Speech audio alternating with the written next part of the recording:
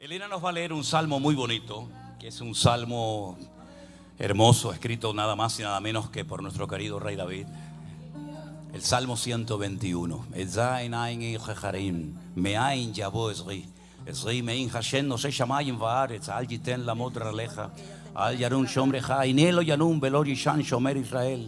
Y otras cosas que de verdad que es un salmo maravilloso. Vamos a leerlo en español, ¿les parece? Buenas tardes a todos, Dios les bendiga. Antes de leer quería saludarles, decirles que estoy feliz, gozosa de estar aquí con ustedes, de ver pues seguramente las ganas que traen de escuchar la palabra de Dios y alabar al Señor juntos. Y gracias de verdad a los que han hecho ese esfuerzo tan grande en carretera, también en avión, viniendo de otros lugares. Que Dios recompense ese esfuerzo trayendo bendición sobre la vida, ¿verdad? Y el Salmo 121 dice así: Jehová es tu guardador. Alzaré mis ojos a los montes, ¿de dónde vendrá mi socorro? Mi socorro viene del Señor que hizo los cielos y la tierra. No dará tu pie al resbaladero, ni se dormirá el que te guarda. He aquí no se adormecerá ni dormirá el que guarda a Israel. Jehová es tu guardador, Él es tu sombra, tu mano derecha. El sol no te fatigará de día, ni la luna de noche. Jehová te guardará de todo mal, Él guardará tu alma. Jehová guardará tu salida y tu entrada desde ahora y para siempre. Amén. Y no sé si ustedes siguen las noticias de Israel, pero hoy ha sido hablando y leyendo, ¿no?, que el Señor guarda a Israel también. Hoy ha sido un día muy triste para esa nación. Yo creo que todos sabrán las cosas que pasan allí con los secuestrados y cómo hoy fueron devueltos esos bebés y su mamá muertos, que siempre hasta última hora había una esperanza que la familia Vivas estuviera viva. Pero bueno, así es. Oren por esa nación para que conozcan a Cristo, ¿sí? Y Dios pueda guardarlos y bendecirlos. Dios les bendiga. Gracias, Elena. Sí, efectivamente, hoy ha sido un día muy duro. Lamentablemente, todo el mundo ha sido muy duramente golpeado porque aquellos dos niñitos, ¿verdad?, con su mamá fueron llevados al infierno. Durante más de 500 días siempre se albergó la esperanza, ¿no?, de que pudieran volver con vida, pero lamentablemente hoy volvieron otra vez a Israel, pero muertos, ¿verdad? Tremendo. Y para colmo, en medio de tanto dolor, donde toda la nación estaba destruida, ¿no?, por ver a estas criaturas, qué daño, qué delito ha podido cometer un niñito de 1 año, de 2 años, ¿no? Pues para colmo, mañana a las 8 de la mañana, cuando la gente fuera a trabajar, miles de jóvenes, de estudiantes, de trabajadores, pues resulta que habían planificado que 5 autobuses donde llevan a la gente de un lugar a otro explotaran con bombas muy poderosas. Podían haber muerto cientos de personas. Esos 5 autobuses estaban en la estación guardados para que mañana, bien temprano en la mañana, salieran a recoger a la gente, y uno de ellos explotó sin nadie dentro. Esto levantó la sospecha de que probablemente había otros autobuses también con bombas, y descubrieron que había 4 más. En total había 5. Así que en medio del dolor Dios ha hecho un milagro impresionante, porque mañana nos podíamos haber levantado con la noticia de que cientos de jóvenes, de niños, de ancianos podían haber muerto. Así que dentro de todo el dolor, Dios ha hecho este milagro y ha protegido la vida de miles de personas. Que Dios tenga misericordia de ese pueblo. Amén, hermanos. Aleluya. Tú vienes contra mí con espada y jabalina, yo voy contra ti en el nombre de mi Dios. ¡Aleluya! No te tengo miedo por muy grande que tú seas, hoy te venceré. ¡Aleluya! Todos lo verán. ¡Vamos! Al enemigo yo vencí en el nombre de mi Dios. Mayor es el que está en mí que el que viene contra mí. Por un camino vendrán y por 7 fuerte huirán. Aleluya. Al enemigo yo vencí en el nombre de mi Dios. Mayor es el que está en mí que el que viene contra mí. Por un camino vendrán y por 7 huirán.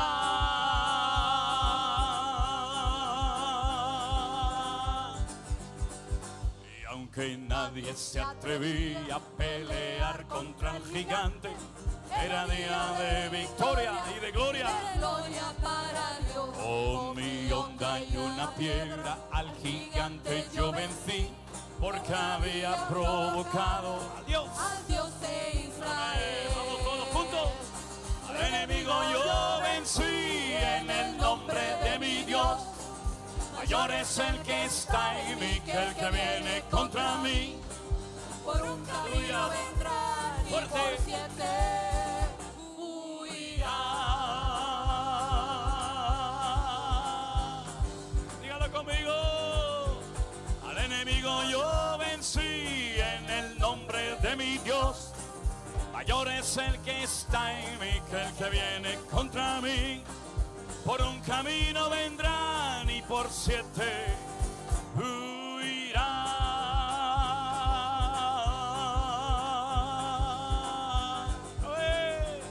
Al enemigo yo vencí en el nombre de mi Dios.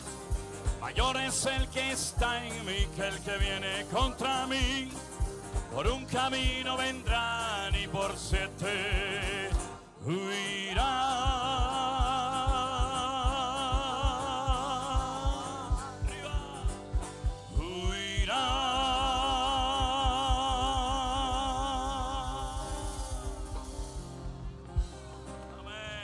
Fuerte ese aplauso a nuestro Dios, hermanos. Por un camino irá el enemigo derrotado, como ha sido derrotado por el poder de nuestro Dios. ¿Cuántos dicen amén?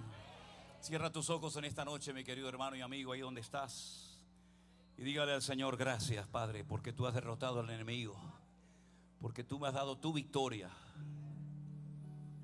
Y yo en esta noche, Señor, estoy tan agradecido por todo lo que tú has hecho en mi vida y por todo lo que harás, porque Dios es bueno y no se cansa de bendecirnos. Al contrario, sigue diciendo: venid a mí los trabajados y cargados, que yo os haré descansar. Aprended de mí, dice el Señor. Aprended de mí. Aleluya.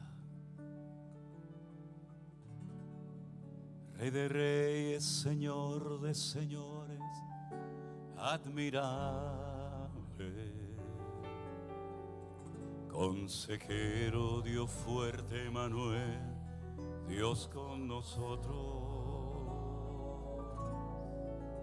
El cordero que fue inmolado, eres digno de tomar el poder, las riquezas, la sabiduría, la fortaleza, la honra y la gloria y la alabanza por los siglos de los siglos. Amén. Aleluya a todos.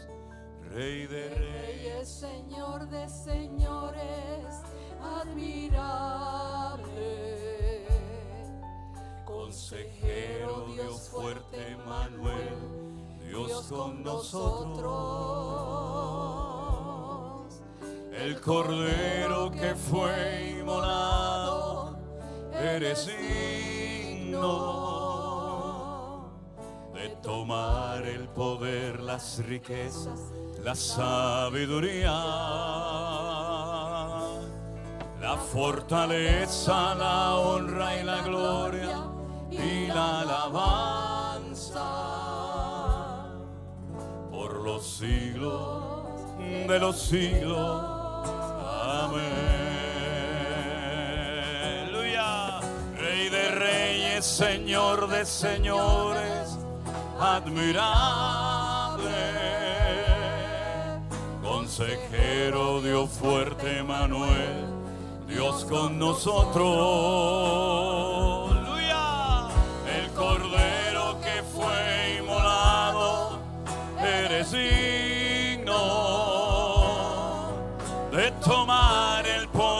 las riquezas, la sabiduría,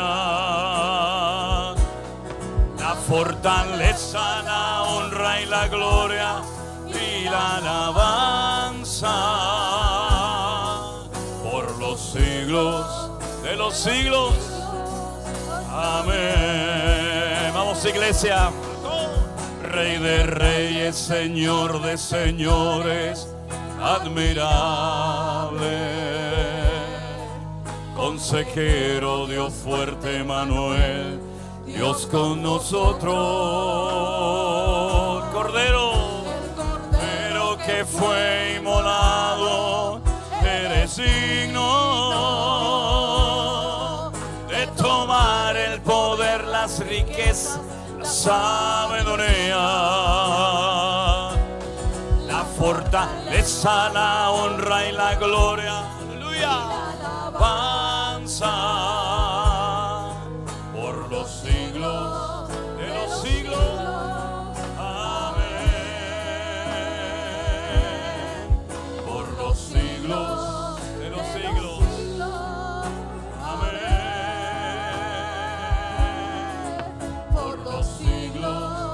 De los siglos. Amén.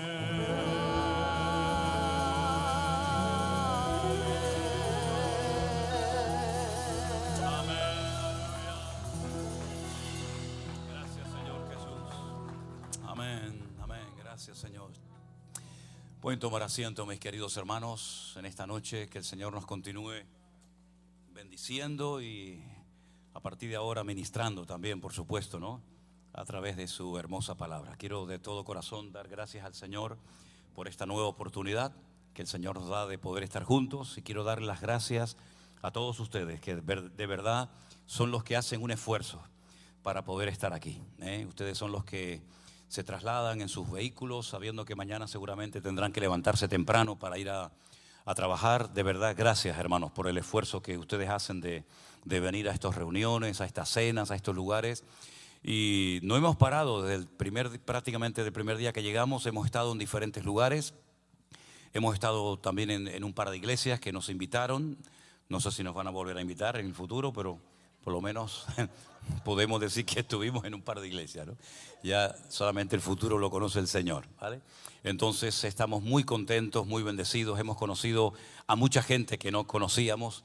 Yo siempre digo que ustedes juegan con ventaja, porque cuando nosotros hacemos allí los cultos en España, o como hacía en su momento el pastor online o los devocionales, yo no veo a nadie.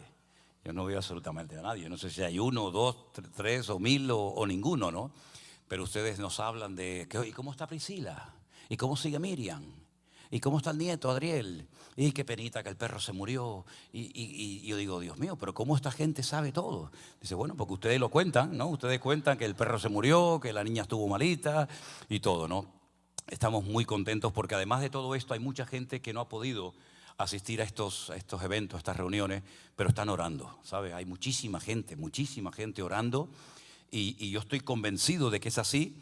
Porque, hombre, la verdad es que vamos a ver, uno por supuesto, claro que se cansa y hemos estado horas y horas y horas de pie saludando y todo con la gente, pero notamos que hay un montón de gente que está orando por nosotros, por estos eventos, ¿sabe? No solamente aquí en Estados Unidos, sino en otros países, en España, y gente que sigue las retransmisiones y gente tan agradecida, porque mire, la verdad que si algo hemos visto en estos últimos años es la gratitud. Hay dos cosas que a mí me han llamado la atención mucho. A lo mejor a ustedes les han llamado la atención otras cosas, pero a mí me ha llamado mucho la atención la gratitud de la gente, lo agradecidas que son, prueba de ello el esfuerzo tan grande que hacen. Y en segundo lugar me ha llamado mucho la atención el hambre que tiene la gente de palabra de Dios. Realmente me he quedado sorprendido, y esto forma parte de una de las señales de los últimos tiempos. Parece mentira, pero es así. La Biblia dice el Señor que en los últimos tiempos Él derramaría hambre, no de pan, y sed no de agua, sino de oír la palabra de Dios. Es verdad que hay mucho cuentista, que hay mucho circo, que hay mucho teatro. Ya sabemos todo eso, ya lo hemos dicho muchas veces.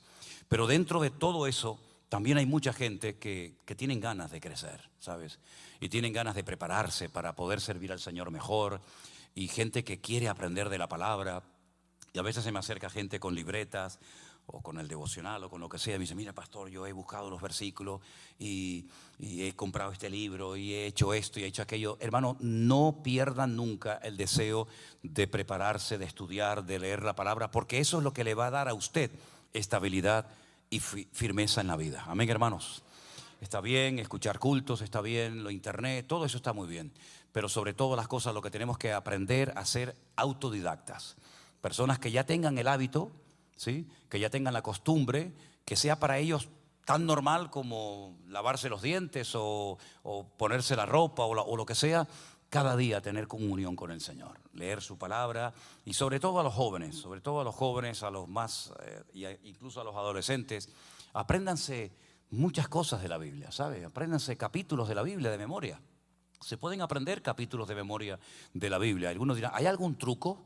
Bueno, yo les voy a decir lo que yo hago para aprenderme capítulos. Es ponerle música. Como las tablas de multiplicar. Yo no sé si eso todavía existe hoy en día, pero aprendimos las tablas de multiplicar cantando, ¿no? Entonces, póngale música. Bueno, yo sé que hay gente que quieren cantar, pero no cantan. Es decir, gente que desafina, pero cuando nadie le escuche, cuando usted está sola ahí en la ducha, ¿verdad? Para que no se nos vaya el sol de la Florida y para que no tengamos tormentas ni nada de eso. Usted cante salmos de la palabra del Señor y te va a ayudar mucho, te va a ayudar muchísimo. Una vez conocí a un muchacho que quería cantar en alabanza. Y le dije, qué bien, gloria a Dios que quieres cantar. Vamos a hacerte una pruebita, me dijo. Entonces le dije, a ver, coge este tono. Upa. Digo, bueno, vamos a probar con otro. A lo mejor tiene la voz más bajita, ¿no? Nada, bueno, vamos para arriba. Bueno, al final le digo, mira, ¿sabes una cosa? Tengo la sensación de que tú llegas a tu casa, tocas el timbre y desafina. Entonces, mira, ¿no te gusta otra cosita? ¿Otra cosita no te gusta? Bueno, toca la guitarra. Digo, toca la guitarra. Toca la guitarra porque la verdad es que no es lo tuyo, ¿no? En España hubo un famoso cantante y un famoso guitarrista, ya los dos murieron. Uno se llamaba Paco de Lucía. Dentro del mundo de la música se llegó a considerar el mejor guitarrista del mundo. Sinceramente, era un virtuoso de la música. El sueño de Paco de Lucía fue ser cantante flamenco. Y el sueño de un cantante que lo llamaban el camarón de la isla era ser un guitarrista flamenco. Entonces uno se ponía a cantar y el otro se ponía a tocar y la cosa no fluía. Entonces, como dice el refrán, zapatero a tu zapato. Paco se cogió la guitarra, un tocador, un músico de guitarra espectacular, el otro se dedicó a la música y fueron mundialmente conocidos.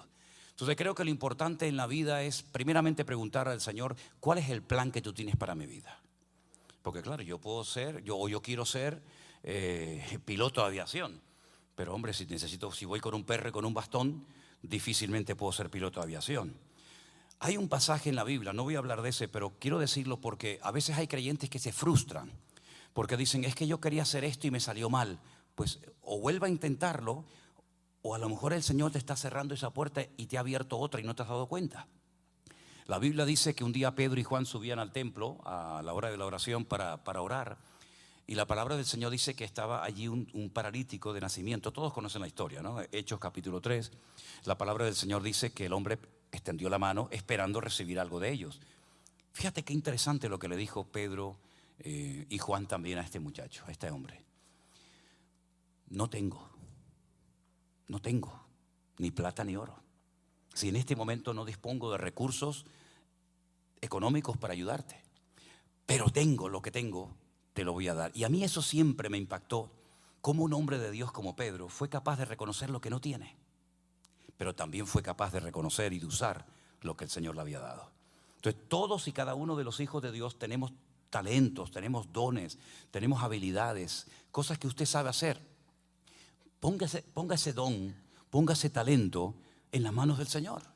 Y no se empeñe en hacer cosas a las cuales el Señor no lo ha llamado ni lo ha capacitado. Y no se ponga triste, al contrario, por lo menos sabe a lo que no tiene que dedicarse. Pero pídale al Señor sabiduría para que usted pueda ser una persona útil en las manos del Señor y usted pueda fluir y ser utilizado y dar fruto a 100 por 1 en las cosas en las cuales el Señor le ha capacitado. ¿Cuántos dicen amén? A mí me hubiera gustado ser un pianista, un virtuoso del piano. Tengo en mi casa un piano, lo toco, pero ahí como una cosa privada, ¿no? Pero hermanos queridos, lo importante en la vida, sobre todas las cosas, es prepararnos. Prepararnos, dejarnos tratar, dejarnos moldear por el Señor y aprovechar todas y cada una de las oportunidades que el Señor nos da para prepararnos, porque llegará el momento que llegará la oportunidad de tu vida. ¿Cuántos dicen amén? Cierra tus ojos un momentito, vamos a orar a nuestro buen Dios y vamos a pedirle que la palabra que vamos a escuchar en esta noche sea de bendición para nuestra vida y nos haga bien a nuestro espíritu, a nuestro ser. Y cuando salgamos por esas puertas, podamos decir: hoy el Señor otra vez volvió a hablar a mi vida. Aleluya. Gracias, Señor, por esta oportunidad maravillosa que nos das de poder estar aquí reunidos, un grupo de tus hijos que te amamos. Hemos cantado a tu nombre, hemos honrado tu nombre, nos hemos gozado en el tiempo de alabanza que hemos tenido. Pero ahora queremos, buen Dios, que tú nos hables a través de tu hermosa y poderosa palabra, que podamos salir de aquí bendecidos, fortalecidos en la fe y que podamos, Señor, seguir adelante caminando en el nombre del Señor cada día. Pedimos todo en el nombre de Jesús. Amén y amén. Quiero llevarles al tercer evangelio, el evangelio de Lucas, concretamente al capítulo 8, donde hay algunas historias muy interesantes, pero en esta ocasión quiero hablar de una mujer. Si ustedes se han dado cuenta, dicen las estadísticas que el 75% casi de las personas que asisten a una iglesia suelen ser generalmente mujeres. Me llama mucho la atención que cada vez vienen más hombres a los eventos que hacemos. Al principio la mayoría eran mujeres, pero cada vez vienen más hombres y me alegro muchísimo de ello. Y la Biblia está llena de historias de hombres buenos y malos que por lo que hicieron pasaron a la historia. Pero también la Biblia, y hay que ser honesto y hay que ser realista, la Biblia está llena de nombres, de vidas, de mujeres que también pasaron a la historia por lo que hicieron, por la forma como vivieron, por las decisiones que tomaron y sobre todo por la fe que tenían. De hecho hay un capítulo que les recomiendo que lo lean y si pueden apréndanselo de memoria porque es un capítulo monográfico que gira en torno al tema de la fe, que es extraordinario, que es el capítulo 11 la carta a los Hebreos, que nos habla de hombres y de mujeres que por lo que hicieron o por lo que dijeron pasaron a la historia. Ahí se habla de Abraham, se habla de Jacob, de José, de Moisés, etcétera, pero también se habla de algunas mujeres. El caso del texto de esta noche, se nos habla de una mujer, pero no nos dice la Biblia cómo se llamaba. ¿Por qué? Bueno, el Señor sabrá. Pero lo que está bien claro que la historia es muy interesante y dice así. Lucas capítulo 8, verso 4. Una mujer que padecía flujo de sangre desde hacía 12 años y que había gastado en médicos todo cuanto tenía y por ninguno había podido ser curada. Lucas, el que está escribiendo el evangelio, probablemente era médico y él no da un dato muy interesante que otro evangelio nos dice que había gastado todo cuanto tenía en médicos, por ninguno había podido ser curada y añade otro evangelio, sino que cada vez se encontraba peor. Tal vez para no tirarse piedras contra sí mismo, Lucas no dijo eso, ¿no? Pero sí dijo que esta mujer había gastado todo su dinero en médicos y ninguno la había podido curar. Sigue diciendo la historia en el verso 44. Se le acercó por detrás y tocó el borde de su manto y al instante se detuvo el flujo de su sangre, al momento. Entonces Jesús le dijo, ¿quién me ha tocado? Ahora, la palabra que sale aquí como tocar a Jesús y tocó a Jesús es exactamente la misma expresión, la misma palabra que aparece en uno de los evangelios cuando dice que María Magdalena fue al sepulcro muy temprano a la mañana y dice que cuando vio al maestro, dice que quiso agarrarlo. Eso es realmente lo que dice la palabra. No es solamente tocar, sino que agarró al Señor y no quería soltarlo, ¿verdad? Eso es lo que esta mujer de esta historia hizo en aquel momento. Agarró el manto, el borde del manto del Señor Jesucristo y no quería soltarlo. Entonces es cuando el Señor dice, ¿quién me ha tocado? Y negando todos, dijo Pedro y los que con él estaban, maestro, la multitud te aprieta y te oprime y dices, ¿quién me ha tocado? Una pregunta rara, ¿no? Una pregunta un tanto extraña. Pero Jesús dijo: alguien me ha tocado porque yo he conocido que ha salido poder de mí. ¿Cuántos dicen amén? Tremendo, ¿no? Como el Señor notó que alguien le había tocado con fe, con una actitud diferente. Entonces, cuando la mujer vio que no había quedado oculta, vino temblando y postrándose a sus pies, le declaró delante de todo el pueblo por qué causa le había tocado y cómo al instante había sido sanada. Y él le dijo: hija, tu fe te ha salvado. Ve en paz. ¿Cuántos dicen amén a esta palabra hermosa, verdad? ¿Cuántas veces hemos leído esta historia? Incluso hay por ahí una canción muy bonita que habla acerca de lo que le pasó a esta mujer, de cómo vivía. Las mujeres en los tiempos bíblicos, en los tiempos de Jesús, no solían hablar con hombres, y mucho menos tocarlos, y muchísimo menos en la condición en la que esta mujer se encontraba.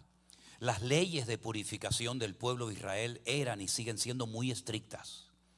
Una persona se cuidaba mucho, muchísimo, de no tocar cosas que no tenía que tocar, de no mirar lo que no tenía que mirar, de no contaminarse, porque el hecho de purificarse para poder subir al templo, a lo que era en aquel momento la casa de Dios, pues implicaba que a lo mejor tenías que estar una semana o más en tu casa, purificándote, esperando el tiempo para poder llegar a la presencia del Señor. Lo que está bien claro que esta mujer que estaba inmunda no podía entrar nunca al templo en esa condición. Esa mujer en esa condición no podría entrar a ninguna sinagoga. Esa mujer, todo lo que tocaba quedaba totalmente inmundo. Y si tocaba a un hombre en público y lo impurificaba, pues probablemente cualquiera podía haberla matado a pedradas sin ningún problema. Por lo tanto, era una mujer no solamente inmunda, era una mujer débil porque estaba perdiendo durante 12 años sangre. La Biblia dice que la sangre es la vida es la sangre. Esta mujer se arruinó económicamente hablando porque dice que gastó todo cuanto tenía, creyendo que los médicos podían solucionar su problema, y más bien fue todo lo contrario, cada vez estaba peor.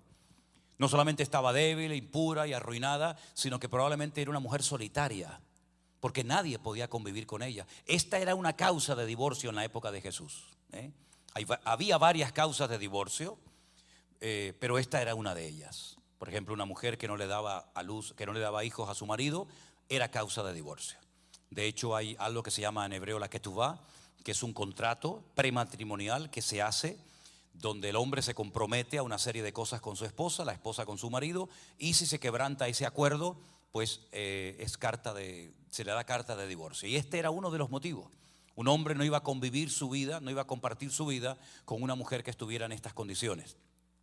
No solamente eso, sino que además esta mujer era judía. Y ella sabía que como judía jamás iba a poder rehacer su vida ni con otro hombre, ni siquiera espiritualmente. Porque dice que el problema que tenía ya lo llevaba arrastrando por mucho tiempo, por 12 años. Una vida triste, una vida solitaria, enferma. Había perdido toda la ilusión, toda la esperanza. Pero hay algo que me llama mucho la atención de esta mujer. Y es que tenía algo fundamental para la vida, y es que tenía un rayito de fe. Ella decía, otros evangelios lo cuentan, que si tan solo tocare el borde de su manto, ella creía que las cosas podían cambiar. Pero el borde del manto ¿de quién? Porque todos los judíos llevaban y llevan un manto, el famoso talit. Pero el manto y el borde ¿de quién? De cualquier sacerdote, de cualquier persona, cualquier hombre que pasara por el camino. No.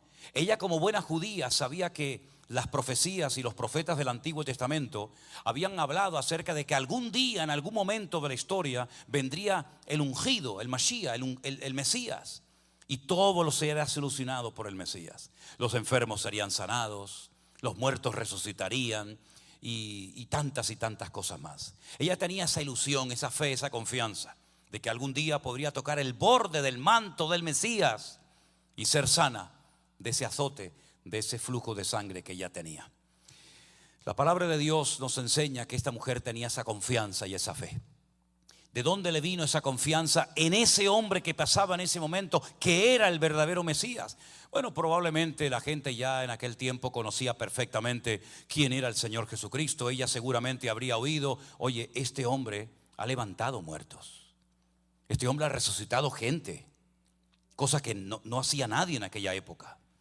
Este hombre ha limpiado leprosos, cuando los leprosos también eran inmundos y tenían que salir fuera de las ciudades, apartarse de por vida, a morir en las montañas, ¿verdad? Esperando la muerte. Como veían cómo se iba deteriorando su organismo día tras día. Esta mujer había oído cómo el Señor fue al estanque de Betesda y sanó a un hombre que hacía 38 años, mucho más años que ella, a pesar de que era paralítico. Seguramente los milagros de Cristo estaban en boca de todo el mundo y ella tenía esa confianza, y por fin llegó su oportunidad. Por fin llegó el momento en el que ese hombre, ese ungido, ese Mesías, pasó delante de ella. Pero ¿cómo acercarse públicamente a tocar al maestro? Me van a matar, no tengo ninguna posibilidad, estaba debilitada. Si lo hacen, si me descubren, puedo morir. ¿Y de qué me sirve haber sido sanada si a los 5 minutos me van a matar a pedradas? Por eso dice la Biblia que cuando fue descubierta, la Biblia nos enseña que estaba temblando, muerta de miedo, porque no había pasado desapercibido el toque de fe y de confianza que había puesto en el Señor. Ahora, como he dicho en varias ocasiones, todo tiene una explicación en la palabra de Dios. No hay nada que se ha puesto para rellenar un texto, para hacer más amplio el capítulo. No. Todo en la Biblia tiene una explicación, ¿verdad? Hemos dicho en varias ocasiones que el idioma del Antiguo Testamento, el hebreo, es un idioma que tiene muchas, miles de características, pero una de ellas es que es un idioma alfanumérico. Es decir, cada letra tiene un valor numérico, ¿no es cierto? Y cada letra tiene un valor numérico y cada número tiene una letra, ¿verdad? Cuando ustedes quieren aprender hebreo, se tienen que aprender las letras con su correspondiente valor numérico, las unidades, las decenas, las centenas, etcétera, etcétera. Ahora bien, cuando esta mujer dice que quería tocar el borde del manto de Jesús, ¿cuál es la explicación? ¿Por qué ese empeño en tocar esa parte del manto de Jesús? ¿Por qué no dijo que me gustaría tocar en la espalda, la cabeza, el hombro, la cara, la barba? ¿Por qué el borde de sus vestiduras? Bueno, en ese idioma alfanumérico, toda palabra, todo nombre tiene un valor numérico. Y ese manto de oración se llama el talit. Y el valor numérico de la palabra talit es 600. Ella, como buena judía, sabía perfectamente que la Torá, que la ley de Moisés, tenía 613 mandamientos. 613 mandamientos. Era como una especie de gran constitución para que los agricultores, los ganaderos, los soldados, etcétera, etcétera, supieran cómo comportarse en cada momento de la vida en el que se encontraran. Ellos sabían que hay muchas cosas que recuerdan a esos 613 mandamientos, y una de esas cosas que lo recuerda es el manto de oración. Pero si la palabra talit en hebreo suma y el valor numérico es 600, faltan 13 para poder completar el número completo de 613 mandamientos. ¿Cómo solucionan ese problema? ¿Saben cómo hay un refrán que dice que una imagen vale más que 1000 palabras? Yo les he traído el manto de oración para que ustedes lo vean. ¿Me lo puedes subir, por favor? No sé si han visto alguna vez un manto de oración. Gracias. Este es un manto de oración que se usa única y exclusivamente por los varones. Las mujeres no usan este manto de oración que se llama el talit, ¿vale? Entonces, este manto de oración se pone en varios momentos durante el día, de la semana, para tener un tiempo especial de oración. Este es un talit muy bonito. Yo tengo unos cuantos en casa, pero este sobre todo es un talit muy bonito y se coloca de esta manera, ¿okay? Se pone el manto de oración y entonces cuando la persona va a leer la palabra, coge estos se llaman tzitzit, ¿vale? Toca la palabra y lee la escritura. Ahora, si ustedes se dan cuenta, en cada una de las esquinas de este talit hay 8 hilos.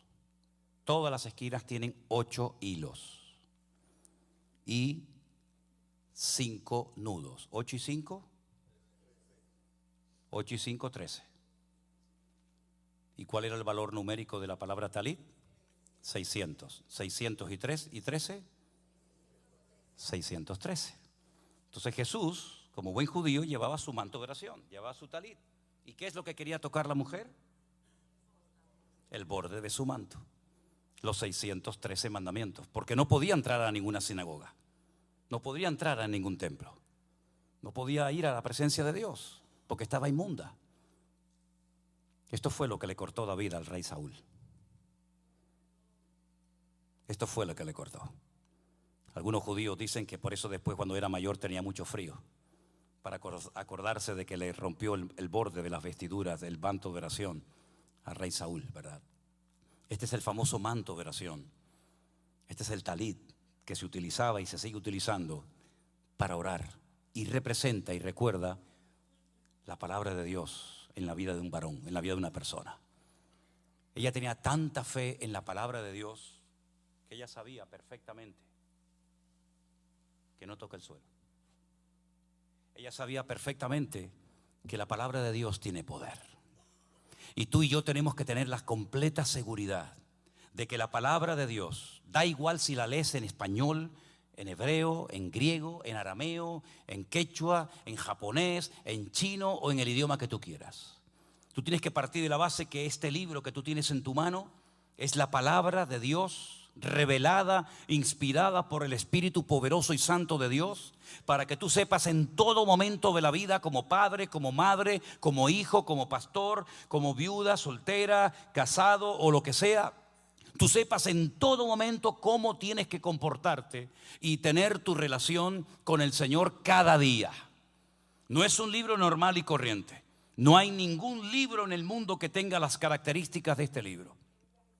El centro, si partiéramos la Biblia exactamente por la mitad y hubieran los mismos versículos y capítulos a un lado y a otro, el centro de la Biblia es el Salmo 118, que dice: mejor es confiar en Dios que confiar en los hombres. Mejor es confiar en Dios que confiar en los príncipes. Ese es el centro exacto de la escritura, de la palabra del Señor. Es un libro único porque todos los libros los escribe una persona. Pero este libro no lo escribió una persona, lo escribieron más de 40 personas. 40 personas que entre ellos la mayoría no se conocían. Fue escrito fundamentalmente en dos idiomas. El Antiguo Testamento mayoritariamente en hebreo, aunque hay muchas partes de arameo, y el Nuevo Testamento en griego. 3/4 partes del material que tenemos en este libro es material profético. No hay ningún libro en el mundo que contenga tantas profecías como este libro. Profecías que se han cumplido, profecías que se están cumpliendo y profecías que se cumplirán. Hablaban de la venida del Mesías, que ya se produjo hace 2000 años, y hablan de una segunda aparición del Señor Jesucristo en los últimos tiempos, precedida por centenares y centenares de señales y de datos que los tenemos ahí para nuestra comprensión, para que seamos entendidos en los tiempos y no ignorantes, entretenidos en la vanidad del mundo, olvidándonos de que el Señor viene pronto y que cumple su palabra. Amén, hermanos. Es un libro que da vida. Es un libro que transforma a la gente. No he conocido nunca a nadie que de verdad, de corazón, no en plan así con una mala actitud, sino de verdad, de corazón, que quiere conocer la verdad, se adentra en las páginas de este libro. Y es un libro que transforma pueblos, países enteros.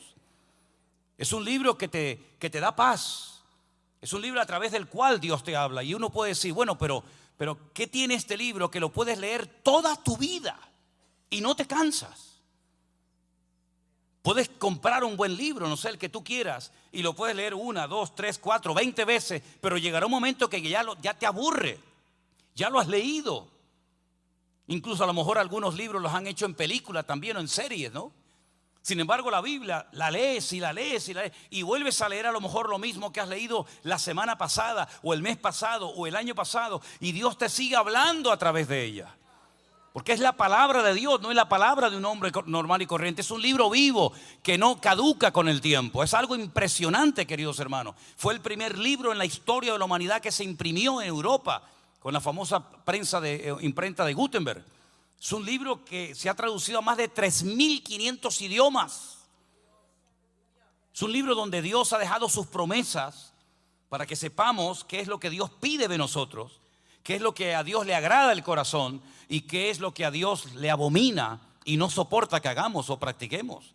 Y esta mujer tenía tanta fe en esa palabra que ella se jugó la vida por tocar algo que en aquel momento representaba o simbolizaba el poder de la palabra de Dios. Ella no pidió que oraran por ella, no pidió que la ungieran con aceite, no pidió que le impusieran las manos. Ella no podía pedir nada. Ella era una pobre víctima de la religión. Dese en cuenta que en el mismo capítulo, versículos antes, nos habla de que ella está en el camino donde de repente ha aparecido un principal de la sinagoga que tiene una hija que se está muriendo. Y la palabra de Dios nos enseña que en aquella época, pues una persona con estas características que ella tenía era expulsada inmediatamente de la sinagoga. Así que ese hombre que está delante de ella probablemente le dijo: no, a mi sinagoga no entres. No entres, tú estás inmunda, tú vas a contaminar toda mi sinagoga. Sin embargo, se encuentran los dos, el religioso y la mujer desesperada, en el mismo punto, delante del mismo Señor, los dos pidiendo socorro y los dos pidiendo auxilio. Uno tiene una niña de 12 años a punto de morir y la otra lleva 12 años sufriendo. Qué casualidad, ¿no? 12 y 12. Pero la cuestión está en que ella sabía que si el Señor no la sanaba, si el Señor no hacía un milagro en su vida, esta mujer moriría sin ninguna esperanza, ni de Dios, ni de los hombres, ni de nadie. Pero ella sabía que todavía tenía una oportunidad y la aprovechó.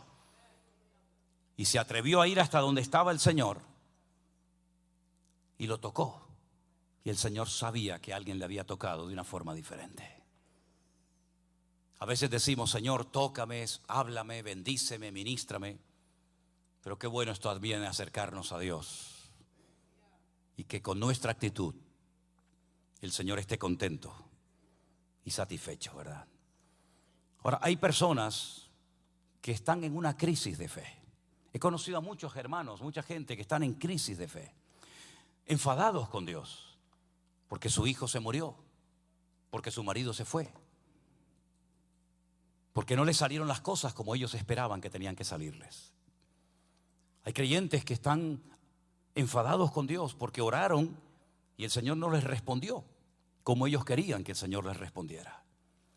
Hay varios ejemplos en la Biblia de personas que tuvieron en un momento determinado de su vida mucha fe para hacer algo, pero algo pasó que su fe menguó y entraron en una especie de crisis de fe. Y como por ejemplo tenemos el caso de Pedro, que dice la Biblia que se atrevió a caminar por encima de las aguas, pero viendo los vientos y las olas y viendo el mar, dice que tuvo miedo y comenzó a hundirse. Y al final, cuando logra entrar otra vez en la barca, el Señor le dice: hombre de poca fe, ¿por qué dudaste? Porque cuando no dudabas, eras capaz de caminar conmigo por encima de las aguas, pero en el momento en que le diste lugar al miedo, a la duda, te hundiste. Tenemos el caso de aquel hombre que dice la Biblia que llegó un día creyendo que estaba el Señor en ese lugar, y cuando llegó resulta que el Señor no había estado con sus discípulos durante toda la noche. Se había llevado a 3 de ellos, Pedro, Jacobo y Juan, a la montaña para orar. Y dice la Biblia que cuando bajaron al día siguiente de la montaña, este padre desesperado se acerca al maestro y dice: si puedes hacer algo por nosotros, ayúdanos. Fíjate, viene con una fe, con un entusiasmo, con un fervor. Sus expectativas no se cumplen y entonces ahora por fin viene el Señor y le dice: si puedes hacer algo. ¿Cómo que si puedo hacer algo? Tú sabes con quién estás hablando. No es si yo puedo, es si tú puedes seguir creyendo, porque al que cree todo le es posible. La Biblia dice que tenía un niño pequeño que cada vez que veía fuego se tiraba adentro y se quería quitar la vida. O cada vez que veía aguas profundas, el niño se tiraba para ahogarse. Un espíritu de muerte, un demonio que quería destruir la vida de esta criatura. Y el Señor lo liberó. Cuando por fin se produce el milagro, sus discípulos, sorprendidos de ver lo instantáneo que fue la respuesta y la actuación del Señor, le dicen al Señor: Señor, ¿por qué tú pudiste echarlo y nosotros no? Y le dice: por vuestra falta de fe. Por vuestra falta de fe. Esta mujer logró cambiar de vida porque utilizó tal vez la mucha o la poca fe que tenía y logró acercarse al Señor. Y el que pone su fe en el Señor le sorprende y le transforma la vida. ¿Cuántos dicen amén? Bendito sea Dios. Nos ha pasado a todos y a cada uno de nosotros. No tenemos fe en la fe, La fe no es una llave maestra, una varita mágica que todo lo consigue. No, no, no, no, no. Dice la Biblia, tened fe en Dios. Ahora, vivimos en un mundo, vivimos en unos tiempos en los que quieren envenenar nuestra fe. Por ejemplo, hace unas semanas atrás, cuando estaba en España, me llamaron de una emisora de radio de San Antonio, donde vamos a estar dentro de unos días, en Texas. Y me decía la hermana, con un pastor que estaba allí haciéndome preguntas y todo, me dice que han notado en las iglesias, incluso en estos eventos que estamos a punto de celebrar allí, que algunos hermanos tenían miedo de ir por toda esta ley que ha salido de deportarte. Y yo le dije, mira, yo no sé quién es esa gente, pero diles de parte mía que ha llegado el momento de demostrar su fe y su confianza en Dios. Porque si yo tengo miedo y me encierro en mi casa y que nadie se entere que estoy aquí, y apago las luces y cierro la puerta y bajo las cortinas y no voy a la iglesia por miedo a que los hombres me echen de aquí, pues no hace falta que me vengan a buscar. Yo abro la ventana y digo, hola, estoy aquí. No hace falta que me vengan a buscar, yo estoy aquí. Porque ya pasó hace miles de años que hubo una ley que prohibía a la gente orar. Que por cierto, ahora en Escocia, en Europa, hay una zona donde está prohibido orar. ¿Tú sabes lo que yo haría si yo viviera en Escocia y prohibieran orar? Abría las ventanas de la casa y usaba hasta un megáfono y me pondría a orar. Porque eso fue lo que hizo Daniel en Babilonia. Cuando dice, no se puede orar por un tiempo porque el rey lo ha prohibido. Dice, sí, pues voy a seguir orando por la mañana, por la tarde y por la noche. Por la mañana, por la tarde y por la noche. Y ahora con las ventanas abiertas para que todo el mundo se entere. Siempre nos han tratado de meter miedo. Cuando no fue la gripe aviar, ¿se acuerdan la gripe aviar? Era con el COVID. Cuando no era con el COVID, era porque vino un huracán. Cuando no vino un huracán es porque el petróleo se disparó. Cuando no se disparó es porque viene la guerra. Y siempre han tratado de envenenar la fe del creyente. Por eso yo le digo, hermano, lo que tiene que hacer usted es, en vez de prestar tanta atención a las noticias y a lo que dicen los hombres, que eso le va a meter miedo y le va a envenenar su fe, lo que tiene que hacer es levantarse por la mañana, ponerse de rodillas, orar, leer la palabra. Y como dice la palabra, ¿de dónde vendrá mi socorro? Mi socorro viene del Señor que hizo los cielos y la tierra. Eso dice la palabra del Señor. Ahora, si usted es un cristiano que tiene miedo que lo deporten, yo pregunto, ¿quién es el que controla este país? ¿Quién es el que controla y pone y quita reyes? Que yo sepa, es el Señor. Pues si el Señor quiere que esté aquí, yo voy a estar aquí. Y si no quiere que esté aquí, no voy a estar aquí. Por mucho que me escondo, por mucho que lo pida y por mucho que lo reclame y lo decrete, como hay algunos por ahí que están todo el día reclamando y decretando cosas. Hermanos queridos, no tengamos miedo. El Señor es el dueño de nuestra vida. El Señor es el que abre y cierra puertas. El Señor es el que ha prometido estar con nosotros todos los días hasta el fin del mundo. Alimente su fe con la palabra, no con las noticias de la televisión, que va a vivir asustado y va a vivir todo el día con miedo. Y dice la Biblia que el miedo no es de Dios. El perfecto amor echa fuera todo temor. ¿Cuántos dicen amén? Esta mujer se mantuvo y dijo, yo voy a tocar, me cueste la vida, aunque me maten, pero yo voy a ir hasta donde está el Señor. Y llegó y tocó al Señor y su vida cambió completamente. Aprovechó tal vez la única oportunidad que tenía de acercarse al Maestro. Porque el Señor, saben, hoy estaba aquí, mañana estaba allá y a lo mejor aquí nunca más volvía. Por lo tanto, queridos hermanos, dice la Biblia, si oyereis hoy su voz, no endurezcáis vuestros corazones. Dios nos da oportunidades en la vida para servirle, para demostrar nuestra fe. El Señor nos da muchas oportunidades a lo largo de la vida. Algunos las aprovechan y otros las desperdician y no se dan cuenta. Miren el ladrón en la cruz, tenía solamente una oportunidad de salvación, ya no tenía más. Ese era el último día de su vida. No iba a bajar de la cruz a seguir delinquiendo. Esa era la última oportunidad que tenía en esta vida de entregarle su vida al Señor. El otro que hacía, se reía, se burlaba. A otro salvó, sálvate a ti mismo y a nosotros. Sin embargo, este le reprendió y le dijo, ni aún temes a Dios, estando en la misma condenación. Nosotros justamente padecemos porque nuestros delitos, nuestra fechoría, nuestro desorden nos ha llevado hasta aquí. Pero este hombre justo no ha hecho ningún delito. Y entonces se le queda mirando al Señor y le dice la famosa frase, ¿no? Acuérdate de mí. Acuérdate de mí cuando vengas reino. Pero si va a morir, ¿cómo que va a venir? Si va a morir como tú. De hecho, de los tres fue el primero que murió. Pero le dice, acuérdate de mí cuando vengas en tu reino. Porque él leyó que encima de la cruz de Cristo había un cartel en varios idiomas que decía, este es el rey de los judíos. Y él, como judío, sabía perfectamente que el Mesías vendría en una ocasión. Y probablemente el Espíritu en ese momento le mostró que el Mesías, también dice la Escritura, que tendría que morir, pero que volvería otra vez con poder y gloria. Y cuando él volviera, no vendría como un león, como un cordero, sino como un león rugiente, como el león de la tribu de Judá. Y todo ojo le vería, y toda rodilla se doblaría, y toda lengua confesaría que él es el Señor, para gloria de Dios Padre. Así que acuérdate de mí cuando vengas en tu reino. Y el Señor le dijo, hoy estarás conmigo en el paraíso. Hoy estarás conmigo en el paraíso. Pero no tenía otra oportunidad, mañana era tarde. Esta mujer también sabía que a lo mejor esa era la última oportunidad que tenía para tocar el borde del manto del Señor. Y la aprovechó. Tú vas a aprovechar la oportunidad que el Señor te da hoy para entregarle tu vida y poner tu vida en sus manos y dejar que Él te guíe y te cuide y te sorprenda. Algunos dicen, bueno, cuando yo sea más grande, cuando sea mayor, ahora quiero disfrutar de la vida, como si ser cristiano significa no disfrutar de la vida. Sin Cristo la vida no merece la pena. Pero con Cristo merece la pena llorar, reír, sufrir o lo que haga falta. Y esta mujer dijo, yo voy a tocar al Señor. Y el Señor se dio cuenta de que había sido tocado por esta mujer. Y no le dijo, tu fe te ha sanado, que es verdad que la sanó, sino que emplea un término diferente. Dice, tu fe te ha salvado.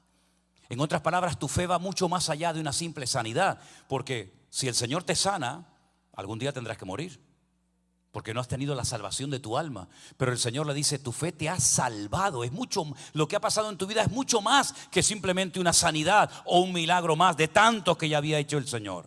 Hoy esta mujer ha nacido de nuevo. Esta mujer ha entendido el Evangelio. Esta mujer ha unido mi persona con el poder de la palabra. Y esta mujer es salva a partir de ahora mismo. Es decir, que no era religiosa, no sabemos cómo se llamaba, no sabemos cuántos años tenía, pero sí sabemos que cuando lleguemos a la presencia del Señor, nos la vamos a encontrar allá. ¿Cuántos dicen amén? ¿A cuántos le gustaría encontrarse con ella en la otra vida? Pues es aquí y ahora, donde tienes que poner tu vida en las manos del Señor. Pero por otra parte, queridos hermanos, también me sorprende que la situación del mundo, de la sociedad en la que vivimos, se parece mucho a esta mujer, porque el mundo se está desangrando. Nuestro planeta se está desangrando. Miles y miles de personas desesperadas mueren cada día sin Cristo. Personas se quitan la vida, jóvenes enganchados. Qué terrible cuando fuimos el año pasado por las calles de Las Vegas, en San Francisco, en California, que eso es un desastre. Miles, centenares de jóvenes, peor que animales, peor que perros, doblados en un semáforo sin poder levantarse, destruidos por la droga. Fuimos a una tienda de música, de repente vimos que fuera en la calle estaban los bomberos, estaba la policía, estaban todos.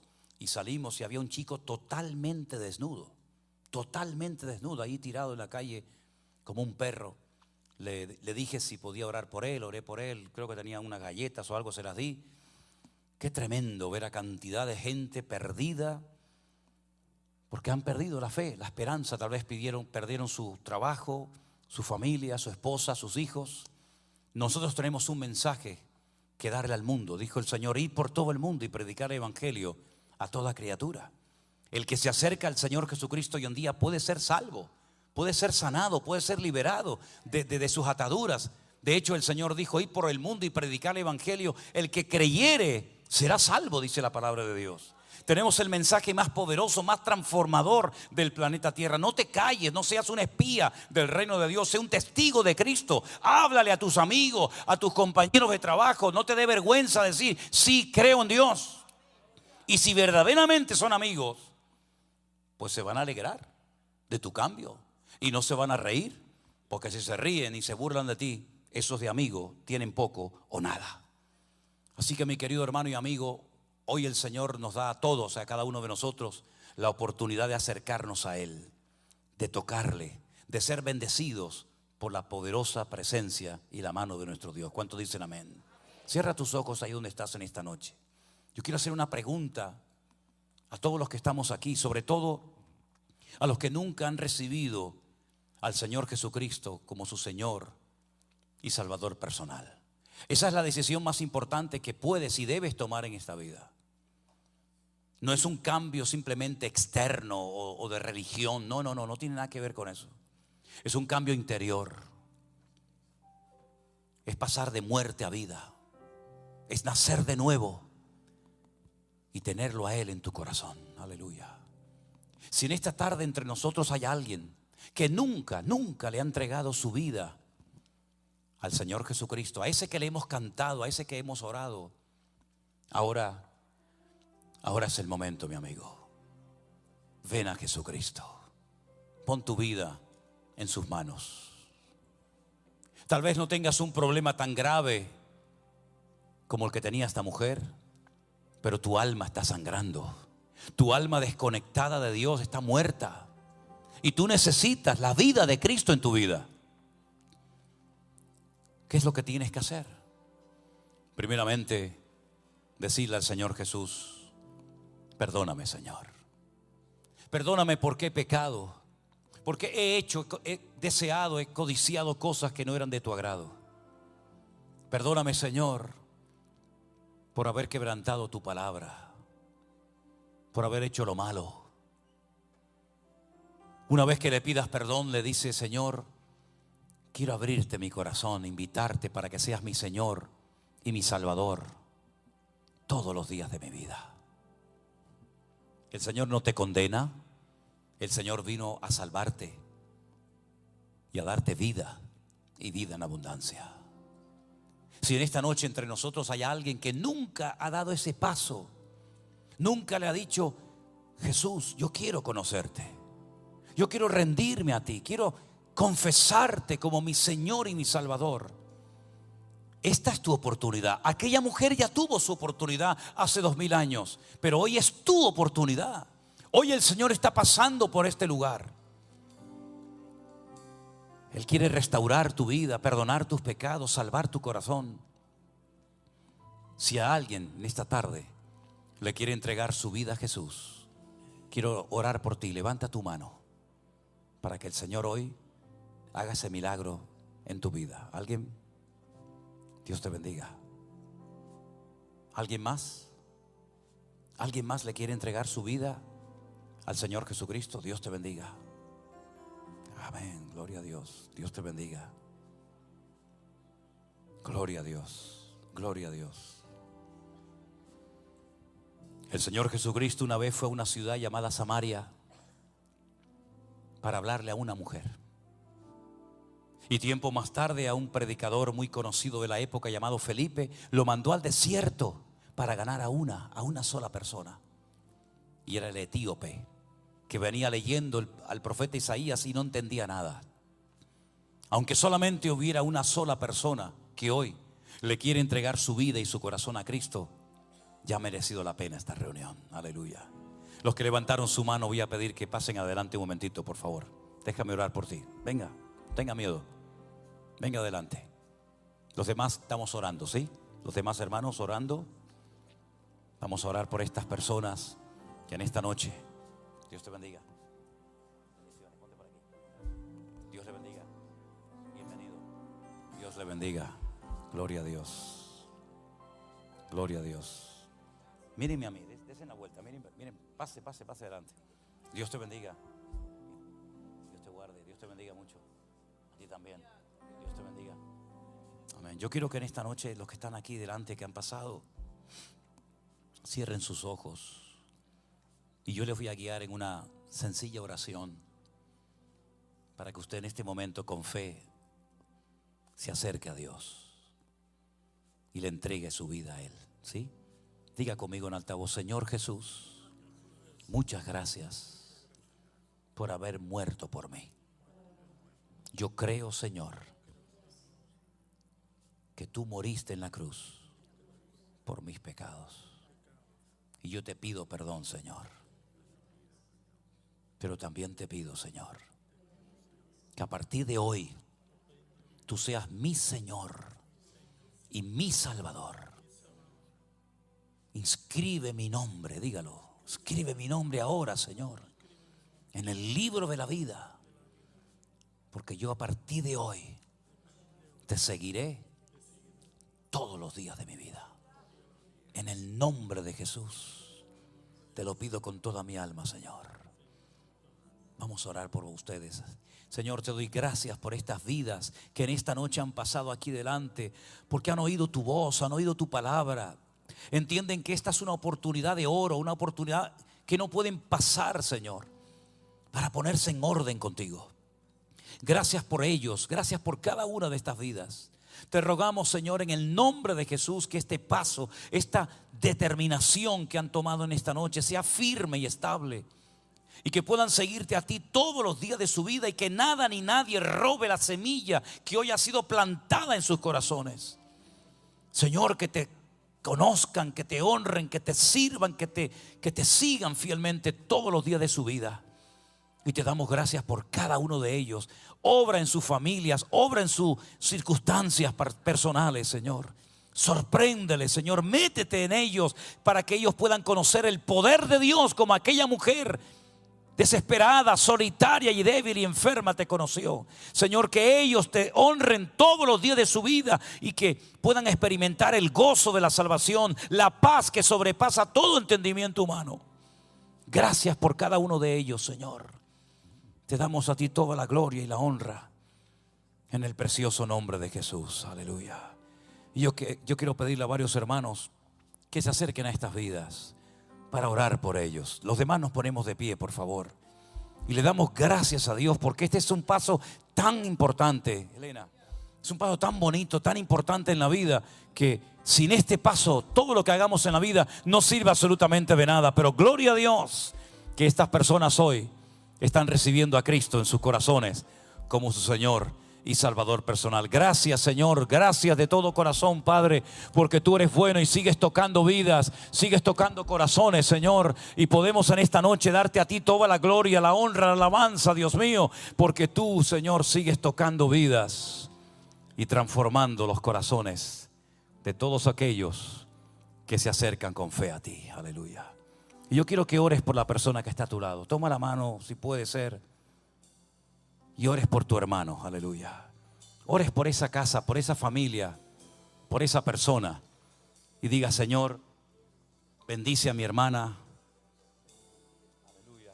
Bendice a mi hermano, y que en el nombre de Jesús, que en el nombre de Jesús seamos un pueblo unido y bendecido. En el nombre de Jesús, Señor. Gracias, Padre. Gracias, Señor Jesús. Bendito sea tu nombre. Gracias, Señor. Dale un abrazo a tu hermano. Dile: hermano, Dios te bendiga. Aleluya.